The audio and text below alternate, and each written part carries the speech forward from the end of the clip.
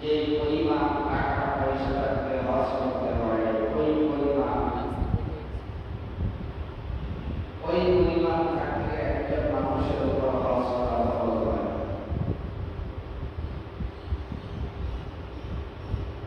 যেহেতু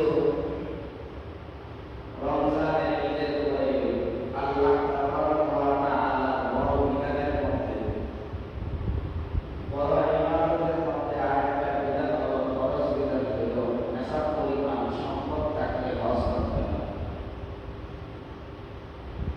হজ আল্লাহ আপনার উপর ফরজ করছেন প্রতি বছর নয়, প্রতিদিন নয়, প্রতি মাস নয়, জীবনে যার কাছে নেশাব পরিমাণ সম্পদ আছে তার জন্য জীবনে একবার হজকে ফরজ করছে।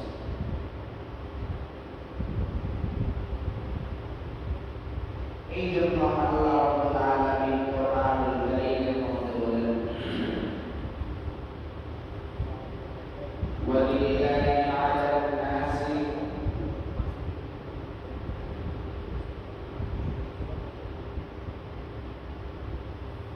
ওয়ালিল্লাহি আলান নাসি হিজ্জুল বাইতি মান ইসতাতাআ ইলাইহি সাবিলা ومن كفر فإن الله غني عن العالمين। আল্লাহ রাব্বুল আলামিন কোরআনুল কারীমের মধ্যে বলতেছেন, প্রত্যেক সামর্থ্যবান মানুষের জন্য, প্রত্যেক সামর্থ্যবান মানুষের উপর আল্লাহর জন্য বাইতুল্লাহ জিয়ারত করা অর্থাৎ হজ করা ফরজ।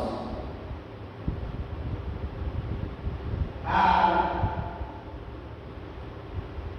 যে কুফরি করে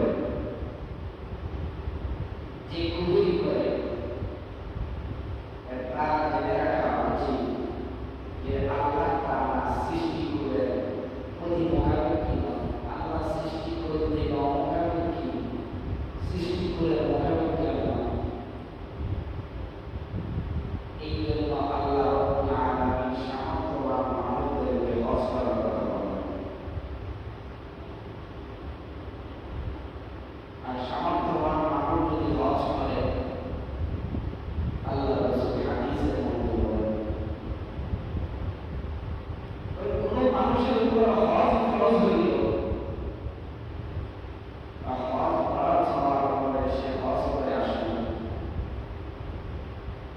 হজ করে আসার কারণে তার উপরে আল্লাহ রাব্বুল আলামিন তার গুনাহকে এরকমভাবে ক্ষমা করবেন, মনে হবে যে সে মায়ের পেট থেকে ভূমিষ্ঠ হওয়ার পরে যে কোনো পাপ দরিদ্র থাকে।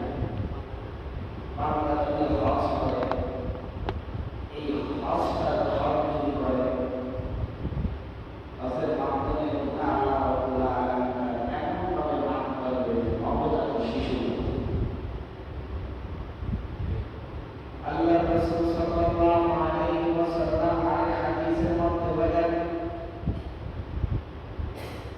সামর্থ্যবান ব্যক্তির সামর্থ্য থাকার পরে হজ করছে। আল্লাহ রাসূল সাল্লাল্লাহু আলাইহি ওয়াসাল্লাম বলেন, বান্দার জন্য পুরস্কার হলো আল্লাহ রাব্বুল আলামিন বান্দাকে জান্নাত দিবেন। আল্লাহ রাসূল সাল্লাল্লাহু আলাইহি ওয়াসাল্লাম আরো বলেন, যেই বান্দা সামর্থ্য হওয়ার পরে হজ করলো, আল্লাহ রাব্বুল আলামিন বলেন বান্দার গুনাহকে ক্ষমা করবেন, দরিদ্রকে দূর করবেন। আমরা অনেক সময় টাকা পয়সা দরিদ্রতে আছে, বিভিন্ন দরিদ্রতে আছে, হজ করতে আল্লাহ রাব্বুল আলামিন বান্দাকে কি পুরস্কার দিবেন? বান্দাকে হজ করবে, বান্দার দরিদ্রতা আল্লাহ দূর করবেন, গুনাহকে আল্লাহ মাফ করবেন। এই হজটা করতে হবে আমাদেরকে অন্তরকে ঠিক রেখে ব্যবস্থা করতে হবে। আমাদের দেশে যারা হজ করে, এদের অধিকাংশ মানুষের নিয়ত এমন থাকে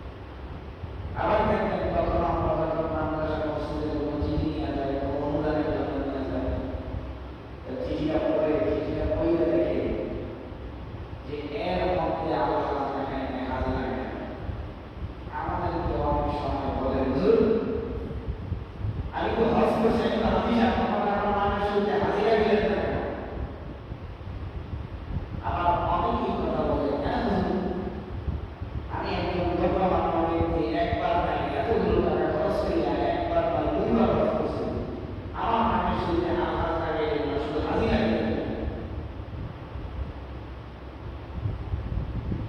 যেই ব্যক্তি মনে করে একবার হজ করলে হাজির, দ্বিতীয়বার হজ করলে আল্লাহ, এই লোকই শব্দটা জানে না হাজির আল্লাহ হজ করার জন্য থেকে আমরা হাজির হই আর মধ্যে তাকে আল্লাহ কিন্তু আমাদের দেশের মানুষ মনে করে দুইবার হজ করলে আল্লাহ আর একবার হজ করলে হাজির। নামের শুরুতে হাজি না লাগানোর কারণে দাম করে বলে দিয়েছে, নামের শুরুতে হাজি লাগানোর কারণে হাজি না লাগানোর কারণে দান সৎকা গরিব দুনিয়ার টাকা পয়সা সৎকা করতো, আল্লাহ রাস্তায় দান করতো, দান করে ছেড়ে দিয়েছে। কেন? আমি এত টাকা দিয়ে আমি পরিশ্রম করে হজ করলাম, আমার হজের শুরুতে হাজি লাগে কেন?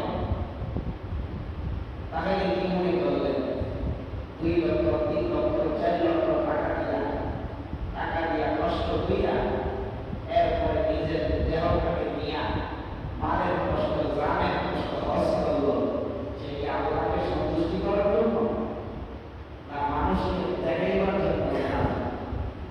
মানুষকে মনে পড়ে গেল এক হাজি মক্কা শরীফে গিয়ে হজ করে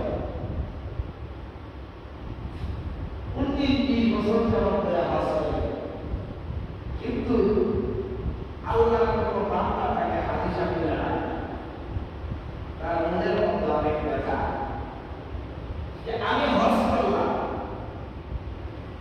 কিন্তু আমাকে আজ পর্যন্ত এত টাকা খরচ করে আমি আজকে 20 বছর যাবত 19-20 বছর যাবত হজ করি, এই পর্যন্ত আমার হজটা কবুল হইল না।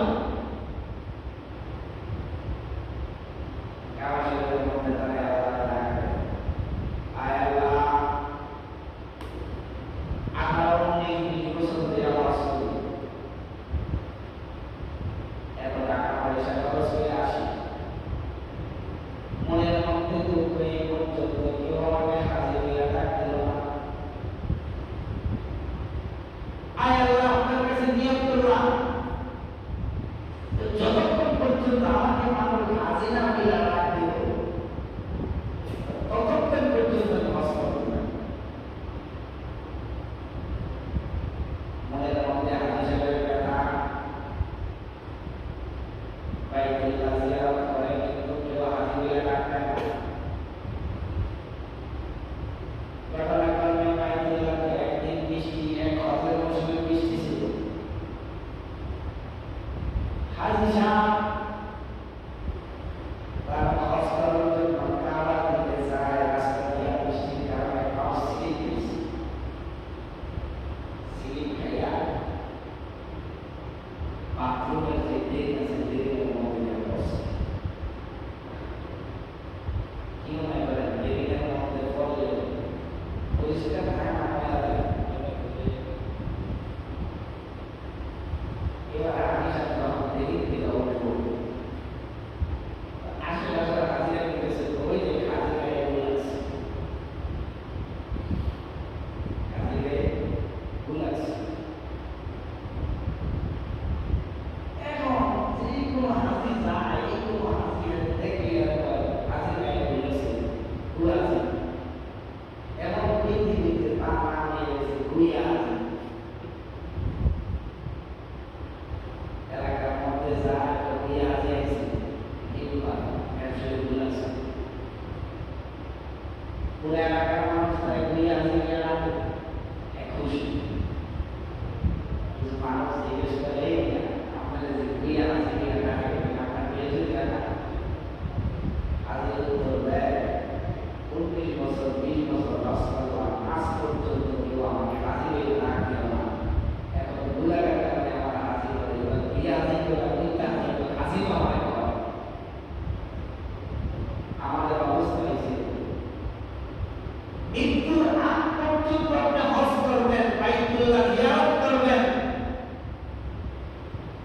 আর উদ্দেশ্য থাকবে মানুষ আমাকে হাজির করবে আর হাজ করবে, মরার আগ পর্যন্ত হজ করতে পারবেন, টাকা নষ্ট করতে পারবেন, এই হজের দ্বারা আপনার বিন্দু মাত্র পরিমাণ কোনো উপকার আসবে না। কি উপকার আসবে? আপনার মনের মধ্যে আসছিল আপনাকে হাজির করবে, যেহেতু আপনার উদ্দেশ্য ছিল আপনাকে হাজির করবে আর হাজ করবে, তো আল্লাহ আপনাকে দুনিয়ার মধ্যে আপনার এই উদ্দেশ্যটা প্রয়োগ করে দেবে। এখন আপনাকে মানুষ দেখলে হাজিরা করে ডাক দেবে, মানুষ দেখলে আর হাজ করে ডাক দেবে, মানুষ পড়াবই কমই করবে, কিন্তু আল্লাহ রাব্বুল আলামিন এর বিনিময়ে আখিরাত আপনাকে দিবেন। আল্লাহ জিজ্ঞেস করবে তুমি হজ করছিলে, আল্লাহ আপনাকে সন্তুষ্ট করবে, আল্লাহ বলে না, আল্লাহ বলে না, তুমি আমাকে সন্তুষ্টি করার জন্য হজ করো না, দুনিয়ার মধ্যে তুমি তোমাকে মানুষ হাজির করে ডাকবে এই জন্য তুমি হজ করছো, তোমার আশা পূরণ হয়ে গেছে, তুমি যে দুনিয়ার মধ্যে তোমাকে হাজির করে ডাকছে, তো তোমার তো আশা পূরণ হয়ে গেছে যে এই হজ করছো, এর তো পূরণ হয়ে গেছে, এবার তুমি মানুষ দেখানোর জন্য হজ করলা, আমার সাথে তামসা করলা, এর বিনিময়ে চিরস্থায়ী জাহান্নাম। আমি হজ করলাম, আমার হাজির করলে কিনা হাজির করলে, আমি তো হজ করছি আমার আল্লাহকে সন্তুষ্টি করার জন্য, আমি হজ করছি রাসূলের মহব্বতে, আল্লাহর মহব্বতে, আল্লাহ এবং রাসূল যে বিধান করেছেন পালন করার জন্য, উদ্দেশ্য রেজায়ে মাওলা, আল্লাহকে একমাত্র খুশি করার জন্য। আমি তো দুনিয়ার কোনো মানুষকে হাজির করার জন্য যাইনি, কিন্তু আমাদের অবস্থা, আমরা হজ করি মানুষকে দেখাই দেবো, হাজির না করলে আমরা রাগ হয়ে যায়। আমার কাছে এটা অপমান করা হয় না। তো এই জন্য আল্লাহ বলেন সামর্থ্য রাখে, সামর্থ্য থাকার পরে যদি হজ না করেন তাহলে কি হবে? এই লোকটা মৃত্যুর সময় খ্রিস্টান হইয়া মারা যাক অথবা ইহুদি হইয়া মারা যাক, এক কথায় সে কাফের হয়ে যদি মারা যায়, হিন্দু হইয়া মারা যাক, খ্রিস্টান হইয়া মারা যাক বা ইহুদি হইয়া মারা যাক, বলেন সে যে মারা যাবে তার দায়িত্ব আল্লাহর উপর বর্তাবে, তার দায়িত্ব আল্লাহর উপরে। কেন? তার উপরে হজ ফরজ হওয়ার পরে সে হজ করলো না, এই হজ করলো না, এই কারণে যদি সে খ্রিস্টান হইয়া মারা যাক, এই বছরের মধ্যে সে মারা যাক, আল্লাহ দায়িত্বের মধ্যে বলে তার হেফাজত করার দায়িত্ব আল্লাহ না, তার ইমানের হেফাজত করার দায়িত্ব আল্লাহ না, তার হেফাজত করার দায়িত্ব তখন আল্লাহর উপর যখন আল্লাহকে সন্তুষ্টি করার জন্য হজ করবে, মানুষকে দেখাইবার জন্য হজ করবে এরকম কথা না, আল্লাহকে দেখাইবার জন্য, আল্লাহকে সন্তুষ্টি করার জন্য যখন হজ করবে, বলতেছেন এই বান্দা যখন মৃত্যুবরণ করবে আমার জিম্মা তার ইমানকে রক্ষা করা, আর যখন হজ করবে না তার সামর্থ্য থাকার পরে হজ করলো না, বলে সে ইহুদি হইয়া মারা যায়, খ্রিস্টান হইয়া মারা যায়, তার উপর আমার দায়িত্ব করতে হবে। তাহলে হজ করা, হজ যখন আমাদের উপর ফরজ হয়ে যায়, এই বছর যাবো, এই বছর যাবো, হজ যখন ফরজ হয়ে গেছে বা হজের জন্য বিলম্ব না করে, আল্লাহর জন্য ইবাদত যখন আমাদের উপর ফরজ হয়ে যায়, সাথে সাথে ইবাদত করা, সাথে সাথে ইবাদত করা, তাহলে হজের সম্পর্ক হইল, প্রথমত সম্পর্ক হইল অন্তরের সাথে, দ্বিতীয়ত সম্পর্ক হইল সম্পদের সাথে, তৃতীয়ত সম্পর্ক হইল দেহের সাথে। আল্লাহ যে পাঁচটা, রাসূল যে পাঁচটা স্তম্ভ বললেন, এটা হয় শরীরের সাথে সম্পর্ক অথবা মালের সাথে সম্পর্ক। নামাজ ৫ ওয়াক্ত ফরজ, মনে মনে পড়লে হয় না, রুকু সিজদা করতে হয়, তাহলে নামাজের সম্পর্ক শরীরের সাথে। এরপরে হইল যাকাত, যাকাতের সম্পর্ক মালের সাথে, শরীরের সাথে না, শরীরের দ্বারা করলে আদায় হবে না, মাল টাকা পয়সা দ্বারা যাকাত আদায় করতে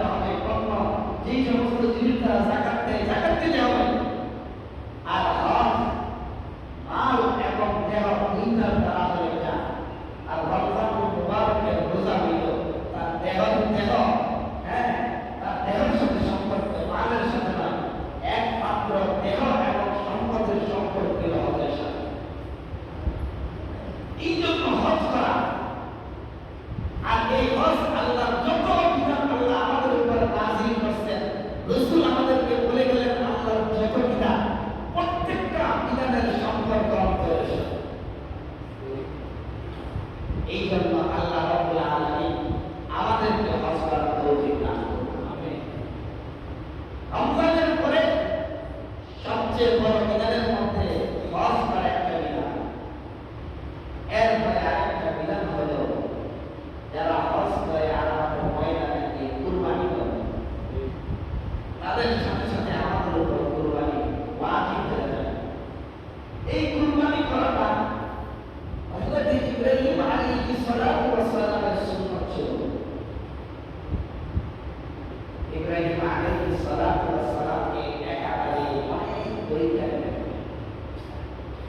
পরীক্ষা নেওয়ার পরে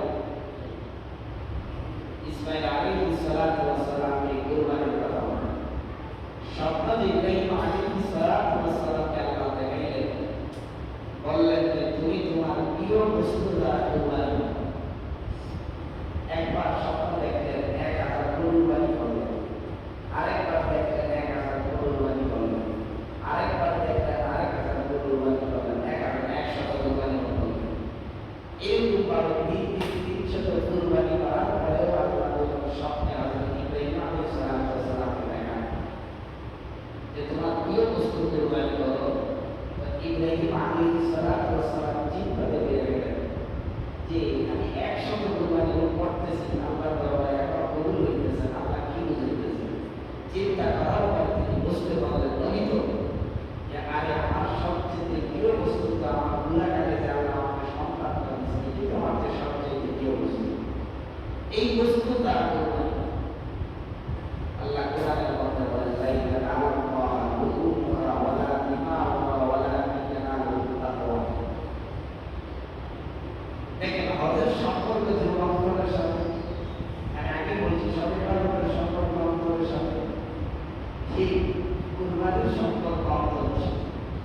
আল্লাহ বলেন লা ইয়ানালু লুহুমুহা ওয়ালা দিমাউহা ওয়ালাকিন ইয়ানালুহু তাকওয়া। মানুষ যে কুরবানি করে এই কুরবানির কোনো মুস্ত রক্ত আল্লাহর কাছে পৌঁছে না, আল্লাহ দিন থেকে বলা হয়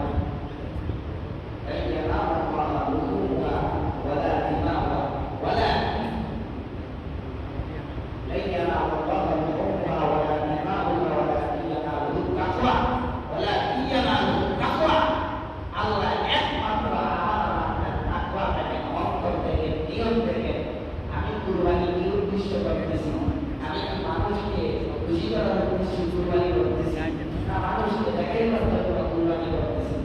আমাদের দেশে কিছু সেলিব্রিটি গরু থাকে আর কিছু সেলিব্রিটি মানুষ থাকে।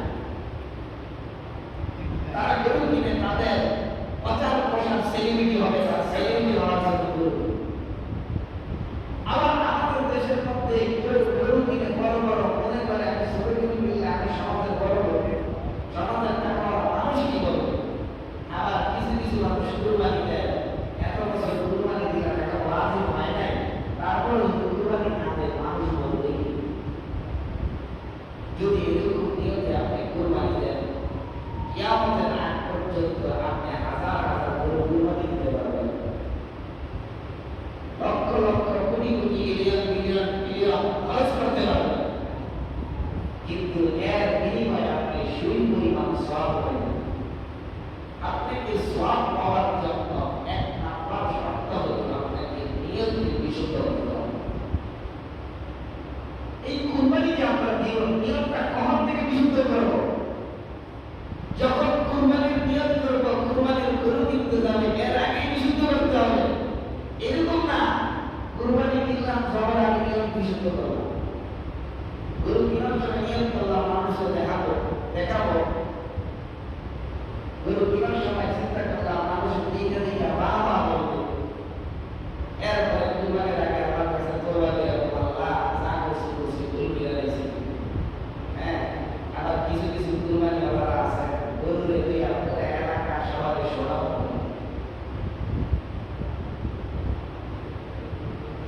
করলেও কুরবানি হবে। এই কুরবানি করার জন্য আপনাকে প্রথম শর্ত হলো নিয়তকে বিশুদ্ধ করা। একটা কুরবানির গরুর মধ্যে 7টা শরীর হতে হবে। 7 জনের মধ্যে যদি একজনের নিয়তের মধ্যে গর্বিত থাকে 7 জনের কুরবানি শেষ।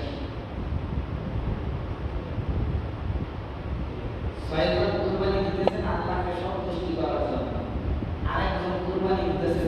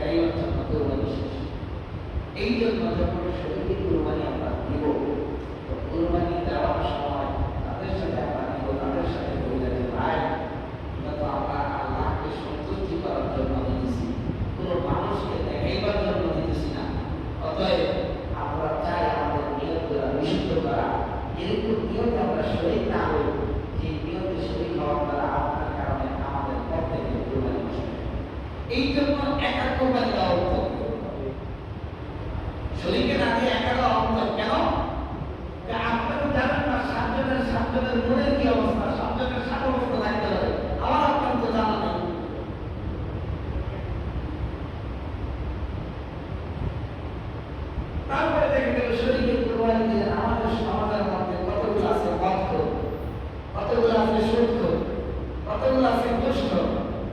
এই যে কুরবানি দিতেছে সে, এই সুদের টাকা, ঘুষের টাকা, হালাল টাকা তো আলাদা করে নেই। আর বর্তমান আমাদের সমাজগুলোর মধ্যে যারা সুদ খায়, ঘুষ খায়, এরা কোনোদিন সুদের টাকা আর হালাল টাকা আলাদা করে আলাদাভাবে রাখে নাই। তারা কি করতেছে? এই টাকার থেকে কুরবানি দিতেছে।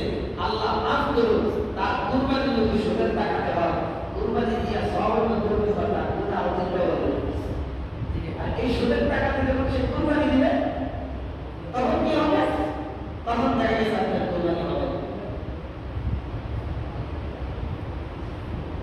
অথচ আপনি কিন্তু জানতেছেন না, কিন্তু সেই সুদের টাকা দিতেছেন, সে বলছে হালালের টাকা। কেমনে বুঝবেন সে হালালের টাকা? সে যখন চাকরি করছেন, ব্যবসা করছেন, কখনো সুদ হারাম হারামের মধ্যে ভেদাভেদ করে নাই। আপনি এখন কিভাবে বুঝবেন যে কুরবানি একটা, এই কুরবানি দিতেছে এই জায়গার মধ্যে হালাল হারাম ভেদাভেদ করছে?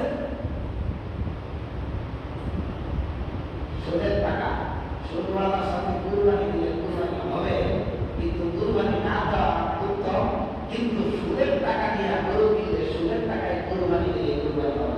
বুঝলেন কথা? একটা হলো সুদ যে খায় তার সাথে কুরবানি দেওয়া, আরেকটা হলো সুদের টাকা দিয়ে কুরবানি কিনা। দুইটা দুই জিনিস। একবার যদি সুদের সাথে কুরবানি দিলে হবে না, আরেকবার যদি সুদের সাথে কুরবানি দিলে হবে। এই কথা বলিনি। একটা বলছি, একটা লোক সুদ খায়, যে সুদের টাকা দিয়ে, কথা বললেন না, সুদ খায়, সুদ খায়। আপনারা কথা বললে আমার মনোযোগ নষ্ট হয়ে যাবে। আমি অনেক পরিস্থিতি বলি, আমার যদি আপনারা চৌরাস্তা খাওয়া বাইতে দিলে আমার এত কষ্ট লাগে, কিন্তু কেউ আমার আলোচনার মাঝখানে কথা বলে আমার এত কষ্ট লাগে। আপনি তো শুনতেছেন খুব সহজে, আমাদের বন্ধুর কিতাব মেয়েটা মাসলা করে দিয়েছে, অমুক কিতাবের থেকে অমুক কিতাব দিয়েছে, আপনি তো শর্টকাটে শুনতেছেন।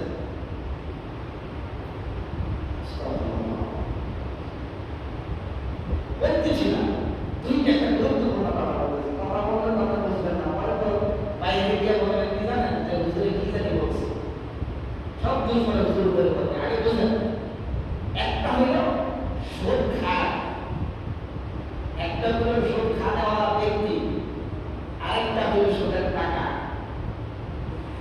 সুদের টাকার দ্বারা কুরবানি দিলে কুরবানি আদায় হবে না, হবে আদায় হবে। মদ বিক্রি করে, মদের টাকা দিয়ে কুরবানি দিলে হবে। ট্যাবলেট বিক্রি করে, ট্যাবলেটের টাকা দিয়ে কুরবানি দিলে হবে। ট্যাবলেট বুঝছেন? ট্যাবলেট বুঝেন? ট্যাবলেট বুঝেন? ইয়াবা বেছে, গাঁজা বেছে, এই টাকা দিয়ে কুরবানি দিলে কুরবানি হবে না। এইগুলা হারাম না হারাম? এই হারাম জিনিস দ্বারা কুরবানি দিলে হবে না। এখন যে গাঁজা খায় তার সাথে কুরবানি দিলে কুরবানি আদায় হবে। যে সুদ খায়, সুদ খাওয়া ব্যক্তির সাথে কুরবানি দিলে কুরবানি হবে। তবে উত্তম হইল তার সাথে কুরবানি না দেওয়া। কেন না দেওয়া? যে সুদ খায় নিয়মিত ঠিক নাই, যে ঘুষ খায়, যে হারামের সাথে সম্পর্ক, সে তার ইবাদত কোনটাই কবুল হবে না। শরীয়ত অনুযায়ী তো তার কুরবানিও কবুল হয় না। কেন কবুল হয় না? কারণ হযরত আবু বকর সিদ্দিক রাদিয়াল্লাহু তাআলা আনহু থেকে সবচাইতে হাদিস কম বর্ণনা করা হয়েছে। আল্লাহর রাসূলের জলিলুল কদর সাহাবী, যে সাহাবী সবচাইতে প্রিয় সাহাবী ছিলেন, রাসূল সঙ্গে সঙ্গে রাখছেন। কবরের সাথে রাসূলের রওজার সাথে আবু বকরের কবর। হাসরের থেকে যখন বসবে, ডান দিকে আবু বকর থাকবে। হাসরের ময়দানে সর্বপ্রথম জান্নাতে উম্মতি মুহাম্মদের মধ্যে, বান্দাদের মধ্যে উম্মতি মুহাম্মদের প্রথম মানুষ যে জান্নাতে যাবে, যেখানে আবু বকর, এই আবু বকর রাদিয়াল্লাহু তাআলা আনহু থেকে সবচাইতে কম হাদিস বর্ণনা করেছেন। হযরত আবু বকর রাদিয়াল্লাহু তাআলা আনহু বলেন, কোন মানুষ একটা কাপড় কিনছে, কি কিনছে? কাপড়। কি কিনছে? কাপড়। সবাই সবাই তো বুঝেছেন কি কিনছে? কাপড়। কাপড় কিনছে। ধরেন কাপড়ের দাম 10 টাকা। কয় টাকা? 10 টাকা। 10 টাকা। বলতেছে 10 টাকা দিয়ে যে কাপড় কিনলো, এই 10 টাকা কাপড়ের মধ্যে 9 টাকা হালাল। কয় টাকা হালাল? 9 টাকা। কয় টাকা হালাল? 9 টাকা। 9 টাকা হালাল। আর 1 টাকা হারাম। কয় টাকা হারাম? 1 টাকা। 1 টাকা হারাম। বুঝলে বলেন হালালের পরিমাণ বেশি না হারামের পরিমাণ বেশি? হালালের পরিমাণ বেশি। হযরত আবু বকর সিদ্দিক রাদিয়াল্লাহু তাআলা বলেন, এই যে 10 টাকার মধ্যে 1 টাকা হারাম, এই হারাম টাকাটা কাপড়ের সাথে লাগলো, এই কাপড়টা আপনার শরীরে যতক্ষণ পর্যন্ত গরমও থাকবে, ততক্ষণ পর্যন্ত আপনার কোনো ইবাদত কবুল হবে না। আপনি নামাজ পড়তে পারতে কবর বসতে পারেন, কবুল হবে না। আপনি হজ করতে করতে সব শেষ করে বলতে পারেন, কবুল হবে না। আপনি সব করতে পারেন, কিন্তু আপনার কিছুই কবুল হবে না। তাই যতক্ষণ পর্যন্ত এই হারাম জিনিসটা আপনার সাথে সম্পৃক্ত থাকবে। তাহলে যে সবগুলো হারামের মধ্যে জড়িত, সুদ খাইতে যে সবগুলো হারামের মধ্যে জড়িত, তার মাথাতে পা পর্যন্ত সুদে করা যায় হারামের সাথে জড়িত। যে মদ খাইতেছে তার রক্তে শরীরে মাংসতে হারাম জড়িত, এই লোকের লগে কোরবানি দিলে এই কোরবানি কবুল হইতে পারে না। কিন্তু আমরা ডাইরেক্ট নিষেধ করতে পারি না, যেহেতু বিধানের মধ্যে বলে তার সাথে কোরবানি দেওয়া হবে, এই জন্য আমরা ডাইরেক্ট করতে পারি না।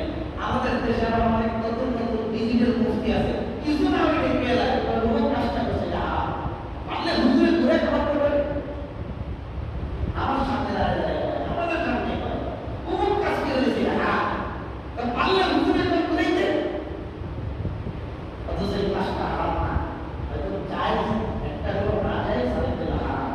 না জায়েজের বিধান একটা, হারামের বিধান আরেকটা। আপনি যখন হারাম করবেন, যে বলবেন আপনি এই কাজটা করছেন হারাম, আপনি যখন হারাম করলেন, কেন হারাম করলেন এটার কারণ বসে আপনার মুখে নিতে হবে না, শরীয়তের ভাষায় হারাম হইতে হবে। আপনি খালি আপনি ধীরে ধীরে খালি হারাম করলে হারাম হবে না। এই জন্য আমাদের তাফসীরের কিতাবের মধ্যে আছে একটা উসুল আছে, তাফসীর বিল রায়। তাফসীর বিল রায় বলা হয় যেই সমস্ত জিনিসগুলা কোরআন দ্বারা সাব্যস্ত করা হয়, কথাগুলো বুঝেন, যেই সমস্ত বিধানগুলা কোরআন দ্বারা সাব্যস্ত করা যায়, হাদিস দ্বারা সাব্যস্ত করা যায়, এই সমস্ত বিধানগুলোকে নিজের মন দ্বারা মন মতন ব্যাখ্যা করা সম্পূর্ণ হারাম। এখন বলতেছেন যে একটা কোরআনের আয়াত আপনি বললেন, আপনি মন দ্বারা ব্যাখ্যা করলেন, আপনি অর্থ জানেন না, মন দ্বারা করলেন। ঘটনার কারণে আপনার মন দ্বারা যে ব্যাখ্যাটা করলেন, আয়াতের ব্যাখ্যার সাথে আপনার ব্যাখ্যাটা মিলে গেছে। কথা বলছেন বুঝলেন? আলহামদুলিল্লাহি রাব্বিল আলামিন, সমস্ত প্রশংসা আল্লাহ তাবারক ওয়া তাআলার। কিন্তু আপনি জানেন না এর ব্যাখ্যা, এটার অর্থ আপনি জানেন না, কিন্তু আপনি হঠাৎ করে পেলেন মনে হয় এটার ব্যাখ্যা হলো সমস্ত প্রশংসা আল্লাহর জন্য। এখন যে আপনি মনে করে কইলেন ব্যাখ্যাটা, কি আয়াতের ব্যাখ্যা হয় না, তর্জমা হয় না, হয়েছে। কিন্তু মুফাসসিরিন কেরাম বলতেছেন, এই যে আপনি সন্দেহ করে হওয়ার পরে, এই যে মনোমানিক হওয়ার পরে যে আপনার ব্যাখ্যাটা হলো, এটাও হারাম, এটাও নিষেধ। আমাদের সমাজের কাজ করে কিছুই মাথা মেরে হয়, কিছুই হাসি করে, কিছুই মেরে বেমুখ জায়গায় আছে, অমুক জায়গায় আছে। আরে ভাই, আছে তো আমিও জানি, আছে তো আমিও জানি, কিন্তু এর কিছু উদ্দেশ্য আছে, মর্ম আছে। আপনি কিছু জানেন না, এটার থেকে ফিরে দিয়ে গেলেন। আরে মিয়া, সাহাবীদের সামনে কোরআন নাযিল হয়েছে, সাহাবীরাই বুঝেন এই কোরআনের অর্থ। আর আয়াতের অর্থটা খেয়াল নেই। আল্লাহ রাসূলের কাছে আল্লাহ রাব্বুল আলামিন জিবরাইলের মধ্যে একটা আয়াত নাযিল করেছেন, ইলাল আসয়াদ ওয়াল আফিয়াত শব্দটা আয়াত নাযিল করেছেন। এই আয়াতের তর্জমা হইল, তুমি খানাপিনা করো, তুমি কি করো, খাবার দাবার খাও, ততক্ষণ পর্যন্ত যতক্ষণ পর্যন্ত সাদা সুতা আর কালো সুতা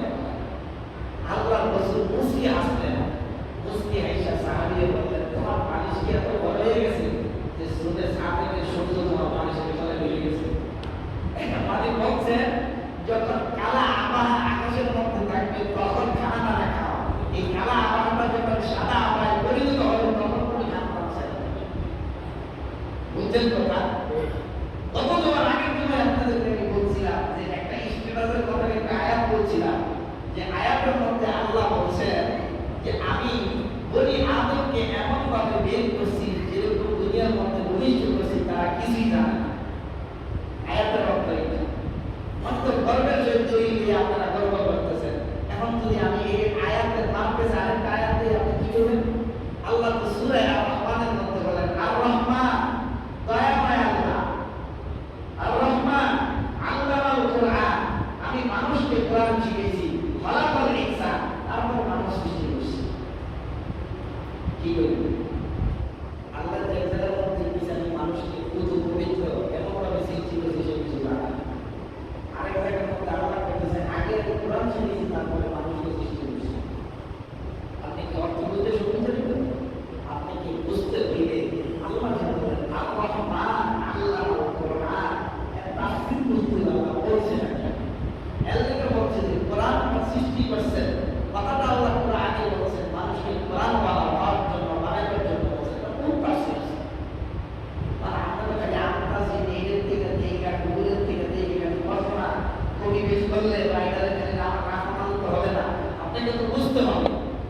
আল্লাহ কোরআনের এক জায়গার মধ্যে বলেন সূরা বাকারা 265 নম্বর আয়াতের মধ্যে বলেন লা ইকরাহা ফিদ্দীন, আমি প্রত্যেকটা মানুষ তার আপন আপন ধর্ম পালন করার ক্ষেত্রে স্বাধীন, কেউ কাউকে বাধা দিতে পারবে না।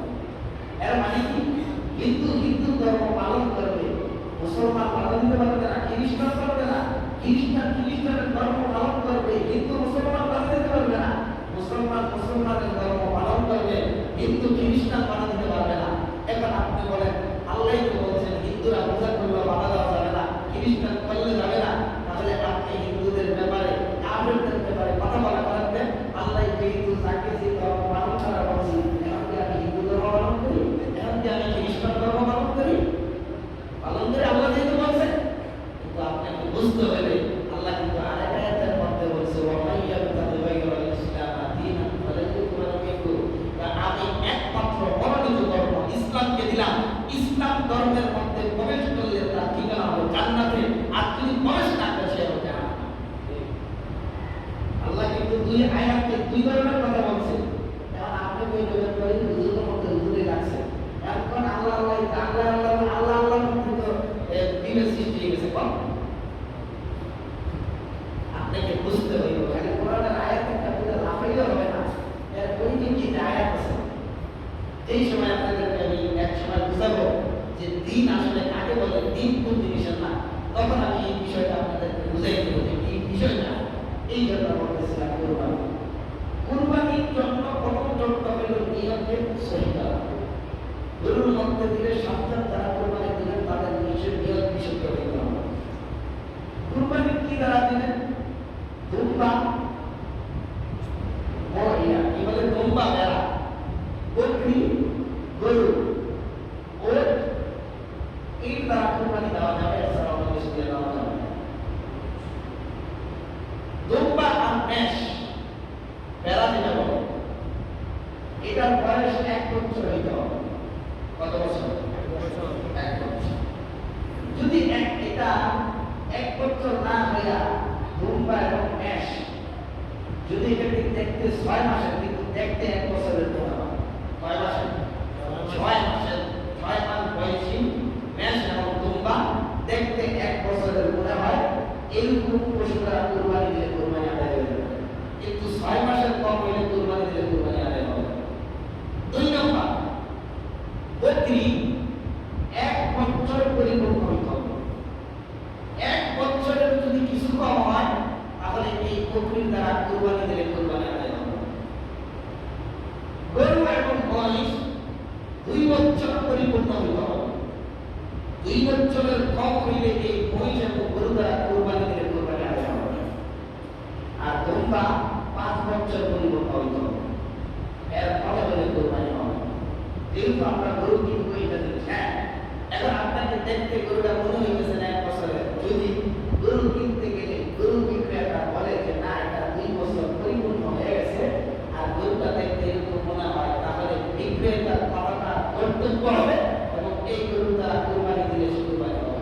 আমাদের দেশে আবার দেখা যায় অনেক সময় অনেক সিস্টেমে গরুটা বাইরে যায়, আগে গরু যায়, এখন কি করে ঘরের বাছুর কাছুর যা আছে সব গরু নাই কুরবানি দিতে হবে, এরকম গরু দ্বারা কুরবানি 1000 বছর দিলেও কুরবানি আদায় হবে না। যে গরু শিং একবারে ঘোড়ার থেকে উঠে গেছে, এরকম গরু দ্বারা কুরবানি দিলে কুরবানি আদায় হবে না। যে গরুটা অন্ধ, এরকম ত্রুটিযুক্ত গরু দ্বারা মানে পশু দ্বারা কুরবানি দিলে কুরবানি আদায় হবে না। যেই পশু 3/1 অংশের কান এবং লেজ কাটা থাকে, এইরকম পশু দ্বারা কুরবানি দিলে কুরবানি আদায় হবে না। যেই গরু এমন অসুস্থ অথবা এমন দুর্বল যে কুরবানির জায়গা পর্যন্ত হাইটা, যেই জায়গার মধ্যে গরু থাকে ওই জায়গার থেকে যেখানে জবাব করবো ওই জায়গা পর্যন্ত হাইটা যাইতে পারে না, ওইরকম গরু দ্বারা কুরবানি দিলে কুরবানি আদায় হবে না। ঠ্যাং বান্ধা এগুলো দিলে হবে না। একজন একটা মাসলা বলছে যে কোন গরুর যদি জন্ম অন্তর্কোষ কাটা হয়, বুঝলেন কথা, কি কোষ কাটা হয়? অন্তর্কোষ কাটা হয়, এর দ্বারা কুরবানি দিলে হবে কিনা? আমাদের দেশে এই খাসি বানানো হয়, গরুর কোনো কিছু কাটা হয়, গরু কাটা খাসি বানানো হয়, বেরেস বানানো হয়। তাহলে এরকম খাসি এরকম গরু দ্বারা যদি কুরবানি দিতে হয়, এটা তো জন্মগতভাবে এটা দ্বারা হবে না, কুরবানি আদায় হবে। 2-3 নম্বর কথা হইল, এই মাসলার উত্তর দিতে দিতে আগ্রহ ব্যাখ্যা হয়ে গেছে এই কথাটা যে কুরবানির গরুর মধ্যে কি আকিকা দেওয়া যাবে? আবার আরেক মাসলায় কুরবানির আকিকা দিলে আকিকার গোশত কি খাওয়া যাবে? আমাদের দেশের অনেকে কয়, আবার অনেক মহিলারা কয় এই কুরবানি দিছে না, যে কুরবানি দিছে, যে সন্তানের কুরবানি দিছে এই বাপ মা নিষেধ করে খাইতে। আকিকার মাসলা হইল যে আকিকা দিলেন যেই বাচ্চার নামে আকিকা দিছে ওই বাচ্চারা খেতে হবে। যেই সন্তানের পিতা মাতায় আকিকা দিয়ে দিছে এই পিতা মাতা খাইতে হবে। এরপরে যদি আপনাদের কোনো সন্তান আগে বসে এটা আমার কাছে মানে খাওয়াই কোনো সমস্যা। 4 নম্বর কথা হইল আকিকাটা কিভাবে দেবে কুরবানি? ছেলে হলে কয়জন দিতে হয়? কয়টা দিতে হয়? আমাদের সবাই জানে না কয়টা? 2টা। মেয়ে হইলে একটা। এখন মাসলাই আমার কাছে একজনের গরুর মধ্যে 4 ছেলে 4 সন্তানের আকিকা দিবে, বুঝলেন? 3 জন ছেলে 1 জন মেয়ে, 3 জন ছেলে 1 জন মেয়ে। এখন 3 ছেলের 2টা করে আইলে নাম করে কয়টা? 6টা। মেয়ের এক আকিকা নাম করলো কয়টা? 7টা। লগে কুরবানি দেওয়ার সুযোগ আছে? কুরবানি আকিকা না দিলে গুনাহ হবে না, আকিকা দেওয়া মুস্তাহাব, রাসূলের সুন্নাত। আকিকা দিলেন সন্তানের বিপদ আপদ, আল্লাহ সন্তানের কষ্ট থেকে হেফাজত করার জন্য। আর কুরবানি এটা আপনার জন্য ওয়াজিব, ফরজের কাছাকাছি। এটা না দিলে কুরবানি হবে, আগে কুরবানি দিয়ে পর আকিকা। এখন কেমনে দিলেন? কুরবানির নাম দিলেন, লগে দিলে 7টার বেশি দিলে কুরবানি কোনদিন আদায় হবে না। বুঝতে পারছেন? এইটা হলো এই 7টার জন্য এতটা করে কুরবানির মাসলা। আরেকটা মাসলা আমাকে অনেক সময় অনেকে বলে, কিন্তু আসলে আমার স্মরণ না থাকার কারণে বলি না। সেটা হলো আপনার মুসলমান, আল্লাহ আপনার উপর নামাজকে খরচ করছে, নামাজ আমরা করি, মসজিদে এসে নামাজ করি, কিন্তু আসলে মসজিদে এসে নামাজ পড়া বা মসজিদে এসে আসা বসা আদৌ কি তা এখন আমরা জানি না। জানার কারণে আমরা মাঝে মাঝে এমন কিছু কাজ করি যেটা শরীর সম্পর্ক না জায়েজ বলে সেটা কি? মসজিদে আইসা বসার আদর আছে মসজিদে। আপনি যখন মসজিদে ঢুকবেন তাহলে যে প্রথম মসজিদে ঢুকবেন তার জন্য আদর হইল ইমাম যেখানে বসে পরামর্শের পিছনে বসা। কথা বুঝতেছেন আমার? দ্বিতীয় যিনি আছেন তার সঙ্গে বসা, ডাইন সাইড বাম সাইড এরকম যে যেভাবে আসবে সেই কাঁটাগুলা পড়ার পরে প্রথম কাতারটা পরিপূর্ণ হওয়ার পরে দ্বিতীয় কাতারে বসা, এটা মসজিদের আদব। দ্বিতীয় কাতার যখন পরিপূর্ণ হয়ে যাবে তৃতীয় কাতারে বসবে, তৃতীয় কাতার যখন পরিপূর্ণ হয়ে যাবে চতুর্থ কাতারে বসবে, চতুর্থ কাতার যখন পরিপূর্ণ হয়ে যাবে পঞ্চম কাতারে বসবে, পঞ্চম কাতার যখন পরিপূর্ণ হয়ে যাবে ষষ্ঠ কাতারে বসবে। এরকম কইরা নামাজের মসজিদে যখন নামাজ পড়তে আসা এরকম ভাবে বসা, এটা হলো মসজিদের আদব। অনেক সময় দেখা যায় আমাদের দেশের মধ্যে অনেক কি খুব বেশি আদিমি মুসল্লি আছে না, আমরা আছি, আপনারা বলে দেবেন যে আপনাদের দেশে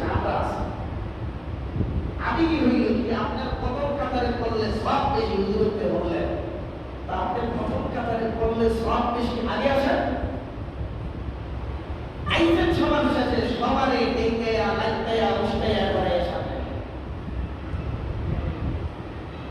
কি বলেন আমরা যারা কাছে আল্লাহ রাসূলের চাইতে বেশি দামি হয়ে গেছেন না আবু বকর সিদ্দিকের চাইতে বেশি দামি ওমর ইবনে খাত্তাবের চাইতে হযরত উসমান গনির চাইতে আলী রাদিয়াল্লাহু তাআলা চাইতে এক কথায় সাহাবায়ে কেরামের চাইতে আল্লাহ রাসূল যখন নসিহত করতেন সাহাবীরা বসে যেতেন ওমর ইবনে খাত্তাব আসতে দেখলেন জায়গা নেই দরজার মাথায় জায়গা দিয়ে বসে বসে হযরত আবু বকর আসতেন দেখছেন সাহাবীরা বসে যেতেন কোনদিন সাহাবীরা কারো কাদের উপর ডেকে আটকে গেছেন এটা কোনো ইতিহাস হাদিসে দেখাইতে পারবে না আশ্চর্য কারণ আমার কাছে একাধিক মানুষ অভিযোগ করতেছে হুজুর যে আমরা বইসা রয়েছি জুমার সময় আলোচনা শুনতেছি আমাদের সময় আমাদেরকে লাইতে বসতে যেতেছে গা আমাদের মনোযোগ নষ্ট হয়ে গেছে সম্পূর্ণ না যায় কে বলছে আপনাকে দেখে আসবে আপনি যদি সামনের কাতারে এসে বসতে মনে চান তাহলে আপনি আউ্বাল আসেন সবার আগে আসেন সবার আগে এসে বসেন এই ছাড়া যদি আপনি আসলেন দেখলেন মসজিদ ফিরা হয়ে গেছে তাকে এতকে বসা আপনার জন্য জায়েজ নাই দরজার সামনে জায়গা বেশি দেখায় না আপনি যত বড় প্রেসিডেন্টের ছেলে হন না কেন যত বড় ক্ষমতাশীল হন না কেন যত বড় টাকাওয়ালা হন না কেন মসজিদের মধ্যে ক্ষমতা চলে না মসজিদের মধ্যে টাকা চলে না মসজিদের মধ্যে দাবত চলে না মসজিদের মধ্যে চলে একজন গরিবের জন্য যে অধিকার আর রাষ্ট্রের প্রেসিডেন্টের জন্য একই অধিকার মসজিদ কার জন্য না মসজিদে যখন ঢুকছেন রাসূলের জন্য যে হুকুম ছিল সাহাবায়ে কেরামের জন্য একই হুকুম ছিল এই না রাসূল শ্রেষ্ঠ নবীর জন্য রাসূলের বিধান একটা ছিল সাহাবায়ে কেরামের বিধান আরেকটা ছিল এরকম ছিল আপনি ঢুকবেন বসেন আপনি নামাজ পড়তে আসছেন ভালো কথা বসেন কিন্তু আপনি আয়েশা এরকম না যায় কাজ কেন করবেন এই জন্য আপনারা যারা আসবেন নিয়ম মেনে দেখুন বাদ দিয়ে নামাজ আমাদের মুসলিম কম হয় অসুবিধা নেই কিন্তু জুমার দিনতে যেহেতু সকলে আসে বসে একজনকে আসা এটা খুব খারাপ এটা একটা ঘৃণিত অপরাধ আপনি নামে আসেন কেন এই জন্য আসবেন প্রথম কাতার ফিলাপ করবেন সামনের কাতার করবেন এরপরে বেড়ে বসে বসবেন ইস্তালা ফিলাপ হয়ে গেছে ডাকাডাকি করবেন না দোতলা জায়গা আছে দোতলাও যদি ফিলাপ হয়ে যান এরপরে ছাদ আছে এরপরেও যদি আমরা দেখি যে না জায়গা হইতেছে না পরবর্তী বিকল্প ব্যবস্থা আপনি আপনাদেরকে দিলে আপনাদেরকে নিয়ে দিলে দিব কিন্তু আপনি লাগায় আসেন 2 নাম্বার 3 নাম্বার কথা হলো আমাদের মসজিদে কিন্তু মুয়াজ্জিন নাই মুয়াজ্জিন আছে আমরা আমাদের অনেকে আযান দিতে গেলে আযানের লোক অনেক সময় পাওয়া যায় বিশেষ করে আমি যদি তোমার আমাদের জায়গায় গেলাম আর আযানের যে ফজিলত সমস্ত মানুষ উম্মতগুলা নাফসি করতে উঠবেন আর আল্লাহ রাব্বুল আলামিন বেলালে আসিকে ডাক দিয়ে বলেন কিয়ামতের ময়দানে আযান বুঝেন মুয়াজ্জিনের মর্যাদা কত যেহেতু আমাদের মসজিদে মুয়াজ্জিন নাই এই জন্য মুয়াজ্জিনের জন্য নির্দিষ্ট কোনো জায়গা রাখা দরকার নেই কথাটা বুঝছেন এটা একটা মাসলা কেন বলতেছি না বুঝে দেবেন বলতে মুয়াজ্জিন সচরাচর মসজিদে যেগুলো মুয়াজ্জিন থাকে তখন মুসল্লিরা কি করে ইমাম সাহেব বরাবর যে মুয়াজ্জিন একামত করার জায়গাটাকে ফাঁকা রেখে পরবর্তীতে বসে যেহেতু আমাদের মসজিদে মুয়াজ্জিন নাই তাহলে আপনাকে মুয়াজ্জিনের জন্য জায়গা রাখার দরকার নাই যে আযান দিবেন সে 2 নাম্বার কাতারে দাঁড়িয়ে আযান দিতে পারবে পিছনে খাড়ে আযান দিলে পিছনে খাড়ে একামত দিলে একামত হবে দাঁড়ায় আযান দিতে পারবে কিন্তু মসজিদে আপনাদের আযান দিচ্ছেন আপনাদের একামত দেওয়া এই জন্য আপনার সামনে এসে বসে এখন এই একটা সমস্যা হয়ে গেছে কি কিছু কিছু মুরব্বীরা এসে বসে আর কিছু কিছু মুরব্বীরা এসে দরকার এরা বসে আযান আপনি কি কে অধিকার দিল আরেকজন মুসলিমকে দরকার উঠে দাও রসুল তো এই পারমিশন দেয় না রসুল তো কোনোদিন কোনো সাহাবীদেরকে দরকার উঠে না আপনি উঠেন কেন এমন ঘটনা একদিন এসে আমাকে বলে একজন যুবক ছেলে 11টা বাজে মসজিদে এসে বসে একটা কোন এক জমার মধ্যে বলছিলাম খতিব সাহেব মিম্বরে বসার আগে প্রথম যে আসবে তার ফজিলত উনি আসছেন ছেলে বসছে আগে এসে বসছে আরেকজন কি করছে ওই দিন ঘটনা করে আমাদের তাবলীগের বাইরে আছে সে আগে এসে বসছে 11টা বাজে থেকে সে মসজিদে এসে বসেছে কিন্তু সে তার কমে উঠে গেছে কেন তাবলীগ করা ওই ছেলে চোখের মধ্যে পানি টলমল করতেছে আমি তো বলতে হইতে আমি তো বয়ানের মধ্যে আমার তো খবর নাই এরপরে ছেলে একাধারে এক সপ্তাহ মসজিদে আসে আপনি বলেন আপনাকে কে অনুমতি দিল যে অমুক তাবলীগওয়ালা আইসে দিতে তার উড়াই দিতে? এই অনুমতি কে দিল আপনাকে? বা কেউ আশ্চর্য করছে? হ্যাঁ, যদি কখনো কোনো ইমাম সাহেব, খতিব সাহেব কাউকে কোনো বিশেষ কারণে সম্মান দিয়ে সামনে রাখে, ছেড়ে দেওয়ার ভিন্ন কথা। ইনশাআল্লাহ আপনি যত করে বলবেন আপনি সেখানে বসেন, তাকে ধমকি একটা উঠাইলেন কেন? আপনি তো সম্পূর্ণ না হইলেও আপনাদের কাছে কিছু চলে গেছে, কেন করেন এগুলো? 3 নাম্বার কথা হইল খুতবা শোনাবানি। খুতবা চলাকালীন অবস্থায় আপনারা কেউ হাঁটাহাঁটি করেন, এই মেহেরবানি করে খুতবা চলাকালীন অবস্থায় হাঁটাহাঁটি করবেন না, মনোযোগ সহকারে খুতবা শুনবেন। এমনকি যে খুতবা শোনা অবস্থায় মসজিদের টাকা পয়সা আপনারা বাড়াবাড়ি করেন না। মসজিদের টাকা করা নামাজের পরে করলে কোনো হইতো না, কিন্তু এই সময় যাতে খুতবা তরফ দিতেছে ওয়াজিব তরফে করা হবে। এই জন্য আপনারা মেহেরবানি করে এই কাজগুলো করেন না, গুনার কাজ অন্তত করেন না। মসজিদে আইসেন নেক কামানোর জন্য গুনার কাজ করেন না। হ্যাঁ, এখন বললে মনে করবেন যে কেউ বলবেন যে হুজুর আপনার আলাদা, আপনাকে আমি বলি কি সবাইকে বলতেছি, কেন বলতেছি? এটা শেখার জন্য। আমি না বলে আমরা শিখতে পারি। আল্লাহ রাব্বুল আলামিন যে যেখান থেকে আসেন আমরা চেষ্টা করব মসজিদের আদবকে রক্ষা করা আর নিয়মকে সহি করে কুরবানির যে ঈদের পাঁচটা গুলো